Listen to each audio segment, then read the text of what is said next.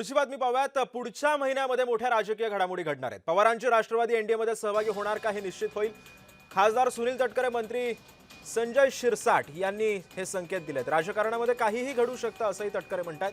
पुढे काय होईल हे सांगणं कठीण आहे असंही तटकरेंनी सांगितलं। राजकारणामध्ये बदलाची सुरुवात झालेली आहे असंही शिरसाट सांगायला विसरले नाही। तर सर्वच चर्चेचा सारांश जो आहे तो लवकरच कळेल असंही शिरसाट म्हणतात। एक तर 20 तारखेपासून म्हणजे सोमवारपासून संसदेचं 3 आठवड्याचं अधिवेशन आहे। ज्या अधिवेशनामध्ये कदाचित हे बिल येण्याची शक्यता नाकारता येत नाही। 1.5 महिन्यामध्ये नेमक्या काय घडामोडी आहेत, काळाच्या उदरात कुठे दडलेल्या असतील तर कदाचित स्वातंत्र्य दिनाच्या नंतर तुम्ही 1.5 महिना म्हटल्याच्या नंतर 15 ऑगस्टचा स्वातंत्र्य दिन होईल।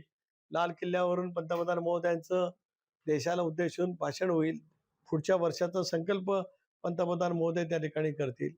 त्यानंतर काय उलाढाली असतील तर तुम्हाला माहिती असतील तर आम्ही सांगू। असू शकतात, नसूही शकतात। राजकारणामध्ये सगळ्या चेंजेस आता यायची सुरुवात झालेली आहे। शरद पवार साहेब आता एनडीए बरोबर चर्चा करतात असं ऐकलंय। जयंत पाटील असेल, सुनील तटकरे असेल, हे वेगळ्या चर्चा करतात असं ऐकून आहे। म्हणून या चर्चेचा जो काही सारांश आहे किंवा याच्यातून जे काही निघणार आहे ते काही 2-4-8 दिवसामध्ये मला वाटतं बाहेर यायला काही हरकत नाही।